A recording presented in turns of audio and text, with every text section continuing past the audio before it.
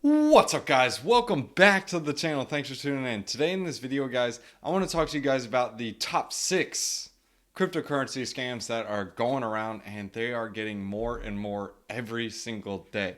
If you guys don't care about losing your money and you just don't care about getting scammed, don't watch this video. But if you guys want to protect yourself from scams and prevent that from happening, I highly recommend you guys take a look into this video and see the top 6 cryptocurrencies, scams, and hacks, and different methods that hackers use in order to steal your cryptocurrency. Guys, it happens. People are out to get your cryptocurrency, and if you aren't protecting it, they're going to steal it like candy from a baby. So I'm going to use my handy dandy ADHD notes. So the very first scam is auto downloads. Now, you want to be very careful because what hackers will do is they will use different methods, like they'll use email, different websites, and what will happen is you go to that website or open it up and instantly something downloads on your computer or your phone. And you're like, what is that? Could it be a keylogger? Could it be malware? No one knows exactly except for the hacker. I mean, you may have some inclination to it because, well, you may have been hacked before, but it's not a good thing when something is randomly downloaded to your computer. That is also why it's really good to have a cryptocurrency computer as well as a regular computer. You just do regular junk. A separate cryptocurrency computer is going to store like the majority of your funds. That's what I would recommend doing, or even getting a hardware wallet. There's a link in the description below where you guys can get a Ledger or a Trezor for a reduced rate depending on when they have the discounts going on. But these are imperative. These are a necessity. And I'll explain why later in this video, why you guys need to have a hardware wallet. There's also something else you can do because automatically on your phone, as by default, your phone is set up to download things as soon as you open them if they're required to download. You can go to a setting in your phone under data and storage and disable all. If you go under disable all download options. So you have to make sure you go into the options and look for the data and storage setting. Make sure you flip that off. If you can't find it, there's a search setting on your phone at the very top where it says search, type it in and type in data and storage and it should pull up. Now that is the first thing, stopping auto downloads. Second is auto approval. That's why I have this DBank website up right now. So if I'm on DBank, it actually has several different chains that I may have interacted with. And with this particular wallet, it's really just a junk wallet. And there are a bunch of different sites that I went on, or different chains that I went on, and it shows like where I have different assets on them. What I can do is I can go to approval and it will open up for each of the chains. So this is Ethereum. If I do Binance Smart Chain, as you can see, there is an approval for BSC, for USDC, and it says unknown project, infinite approval. That means if I have USDC in my wallet on Binance Smart Chain, whatever contract address this is, if they do end up doing a rug pull, they could steal all my money. I'm going to shrink my head. And they could take everything. So you want to decline something like this. So literally all you have to do is switch to Binance Smart Chain, click decline, and you pay a gas fee and done. It rejects the approval and they no longer have infinite approval. This isn't a one-all be-all, but it definitely helps because you're basically a ticking time bomb for if that project decides to rug pull, they can withdraw any of the funds that you've approved and that are in your wallet. So another method, if you're on a certain swapper and you want to approve a transaction, you can specify, hey, I only want to swap a small amount. So let's show you, for example, on SpiritSwap. SpiritSwap is a pretty fun protocol to use on Fantom, but we're going to show you guys how you can specify how much you actually want to swap. So here on SpiritSwap, let's just take the curve token for example. So say I want to swap the maximum amount of curve. So say it's 0.31 and I want to swap it for MIM. Okay, so, well, it says insufficient. So let's do 50%. So say I want to swap curve. This little setting right here, I have to click, it says approve curve. Now, when I go into the MetaMask, it's going to ask for a couple of things. Now, as you can see here, it says edit permission. If you go under this setting, you can literally click edit permission and you can select how much you want it to spend. Right now, theoretically, this is infinite. because it's 1.15 da, da, da, da, to the e to the 59th power, which is like a ridiculous number. It's basically infinity.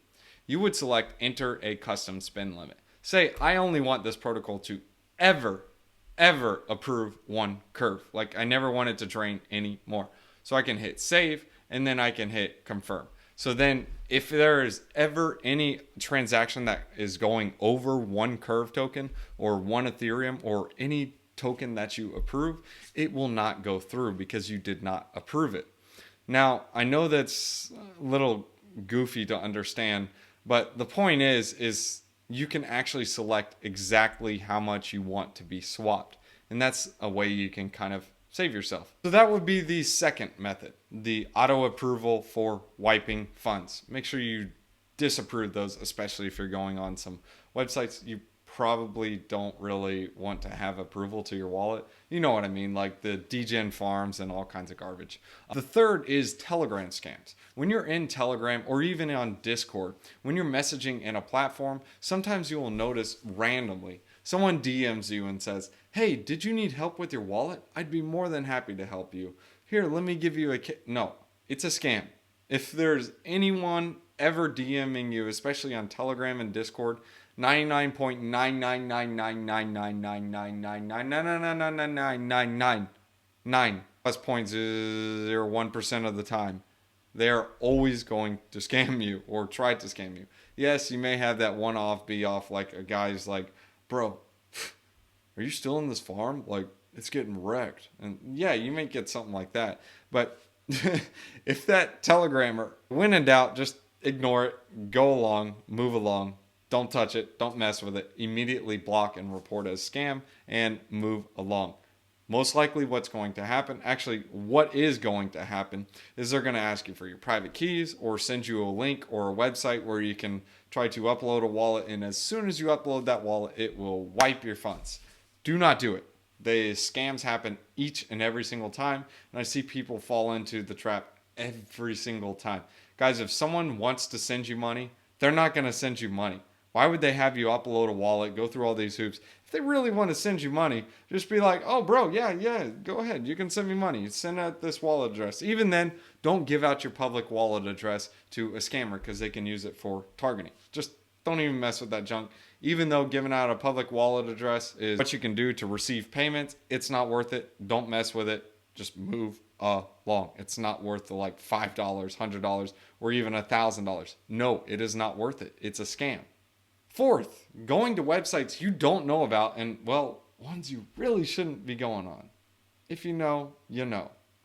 You know what I'm talking about, guys. But the TLDR on it is keyloggers. So what will happen is when you're going on these quote-unquote sites that your wife really wouldn't want you going on, they have keyloggers. That's why those sites are free for a reason. You shouldn't be doing it anyways. Don't go on to it. Don't be tempted by it. But they install malware and keyloggers onto your devices, and when that happens, they can look for private keys, they can see when you type passwords on your MetaMask, and they can get in and hack your funds. This is where the hardware wallet comes into play. If you don't have discipline, you're just putting yourself at risk. Please do your best to discipline yourself. When in doubt, just always close the computer and walk away, and then come back in 10 minutes, and if you still want to do that junk, then maybe. But just give it 10 minutes. Give it some time. It'll go away. Trust me. Use this. A hardware wallet, a ledger, Trezor, they help. Like, seriously. 100%. Because whether they have a keylogger or not, the only way to transfer those funds is for someone on this end of the spectrum just clicking buttons and saying, oh yeah, let's confirm, send. You have to click the button physically. So that is something to keep in mind. And using a hardware wallet is completely separate from a MetaMask. Why is that? Because the private keys are stored on this device. This device is not connected to the internet. It's offline, and it's kind of cool. Like, it's like the ADHD's dream. Like, it flips. You can turn it around, play around with the junk. It's a lot of fun. But yeah, that is awesome because in order for the transaction to go through, you have to click it. However, on MetaMask, your private keys are stored on the MetaMask. Now, I know you're asking yourself like, well, if I use a MetaMask and I'm using Ledger, aren't I using MetaMask? No, you import your Ledger and you show proof that you have ownership of the keys. by verifying it through MetaMask, and that does not store any of your private keys on the device or on the MetaMask. So something to keep in mind. Keyloggers are definitely a thing, and hardware wallets will help to protect against that when in doubt. Either way, take preventative steps and do not go on those sketch websites, and do not go on those websites. You really wouldn't want your wife just sitting behind you just being like, honey, what are you doing? No, don't do it. Fifth is SIM swaps. So I know a lot of people, what they'll do is they'll do two-factor authentication with SMS. This is very risky. I mean, yes, it does help with security. That's great. But especially when you become a target, people will use SIM swaps. They will call your cell phone provider, your cell phone company, and say, hey, look, I'm this and this person, and I want to change my number. Or, hey, I just switched my phone. Can you verify this phone? Or even doing something simple like Google Voice saying, hey, I sent you a number. Can you confirm? No, that's trash. Don't do that junk. What they're doing is they're trying to get possession of your phone number, and they're going to get a code sent to them. Like, say, for example, they log into Binance and they will have the SMS code sent to them. And when they get that code, they log in, wipe the funds, steal it, and move along. SIM swaps are a thing. So a good protection of this is using a Google Authenticator. Now, a Google Authenticator, it changes the number like every 6 or 7 seconds. And in order to set up a Google Authenticator, you have to start with the API keys. Now, if you're on, like, let's say Binance, and you're setting up an account, it's going to show you one set of API keys or a QR code you can scan, and then it's not saved anymore. So, like, you scan it, and the next time you want to set up another two-factor authentication, you have to put in your original one to do so. So it cannot be duplicated. The Google Authenticator code is actually stored directly on the device, so it's not connected through the internet. Yes, there is a way for a hacker to get in and get the code to do that, but at that point, it's kind of like, bro, you need to be using one of these, and using a Google Authenticator is protecting against a SIM swap. So like the SMS. So if someone's using an SMS, they don't have access inside your actual device. They just have access to your phone number. It's just another preventative measure. Sixth is claiming airdrops from websites you did not interact with, aka fake airdrops. Let me give you some examples of these. There are some that actually have a website. You go over there and it literally says claim. You go to claim it and it immediately wipes your funds. If you did not interact with that website, like say for example, you got an airdrop from some random website and you're like, man, they're giving me $10,000 for free and I didn't even use this website. The best thing to do is go on Twitter, not in Telegram, but go on Discord and look into the website and be like, wait, did I actually make a swap here? Or are they airdropping people who held Uniswap tokens? And oh, I hold Uniswap tokens in my wallet. That could have been why. There are different steps involved, and when in doubt, you can always wait it out and see what happens and figure out if it's a scam. Because 1, 2 days, 3 days, especially on the internet, word gets out like, hey, I was just scammed, and people tell people, so it doesn't happen to others, which is good. Now, the other thing is randomly getting airdrop tokens. Like, I don't even know what FlowDAO is, or Lex, or Polygon Mine, or just whatever these tokens are. I have no idea. They airdropped me 800,000 of them. Now, when you're looking at them, you're like, whoa, great, free money. Stop right there, Johnny. What will happen is when you go on, let's say, QuickSwap, or let's say Uniswap or SushiSwap, and you go to sell those tokens, remember that approval transaction you have to make? As soon as you make that approval on QuickSwap, Uniswap, 1inch, whatever you do it on, it is actually a malicious code. Basically gives hackers access to your tokens to, well, take them. Like, if you have any USDC in the wallet, Ethereum, Bitcoin, anything in that wallet, it will completely wipe it. Don't mess with it. It's just free tokens to do nothing with. You can't do anything about them. I wouldn't even risk sending them to another wallet address, because at that point you may interact with the code. I wouldn't even mess with it. When in doubt, if you really think you got to move your funds, worst case scenario, you just move your funds to another wallet. I mean, it's just a click of a transaction. In fact, if you're playing around in DeFi, you should not be having your main store of funds on that wallet. Don't store it on there. Store it on a completely separate wallet. Like I've told people in other videos, you should have 3 different wallets. One, for storing your funds. Two, for playing around in DeFi, like bigger amounts. And three, for just testing different ones. So like if you want to go degen, whatever, that's fine. You can do that, but make sure you use a completely separate wallet. That way, worst case scenario, if it does turn out to be a rug pull and they wipe all the funds in the wallet, it is funds in the wallet that you're fine with losing. And you can use that for your airdrop wallet as well. When I say airdrop wallet, I mean like, hey, if you're going to claim an airdrop or get random airdrops or use it to farm airdrops, you can use this wallet for it, because you got to be careful with approving some of these airdrops, because it could simply just be malicious code. So I want to sum up this whole video with this. Here are some fixes you guys can do. First, do not store your private keys on a computer. That is just a no-brainer. Just don't do it. Don't store your private keys on the computer. Second, use a hardware wallet. There's a link in the description below where you guys can get a Trezor or a Ledger hardware wallet. Me personally, I like the Ledger Nano. It's cheaper and easier to use, but the Ledger Nano X is probably the best because it gets a lot of different coins on it. I've heard a lot of people say they like the Trezor because it's on screen, so it's specifically up to you. Both of them, in my opinion, are good. Now, have a separate device or computer for your crypto. So if you have like 50 bucks, I mean, okay, that's up to you, whatever you want. Or even 500 bucks, that's up to you. I mean, obviously everything's relative, but if you factor in buying a new computer is going to cost you more than 500 bucks, well, is it really worth getting another computer?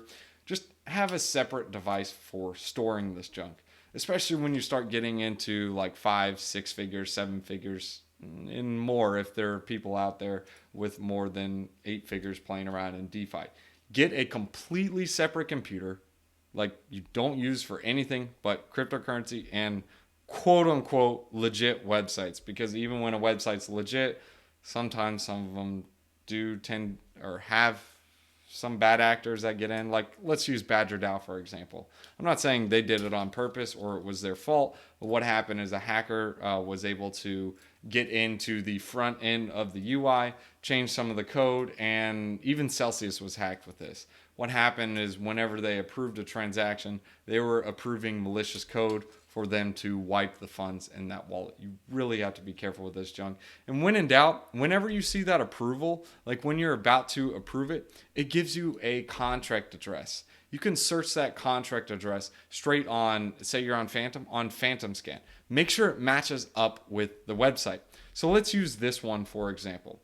This transaction hash right here, it was for Curve. So if I go to this contract right here, as you can see, this is for the Curve token. This was the interaction and I approved, and this is part of the transaction. So this is part of the Curve token. As you can see, it's been verified through the Fantom on the Polygon scan already. So that is something you guys can keep in mind. This has already been on the Polygon scan network, and people have already verified that this is a Curve contract address.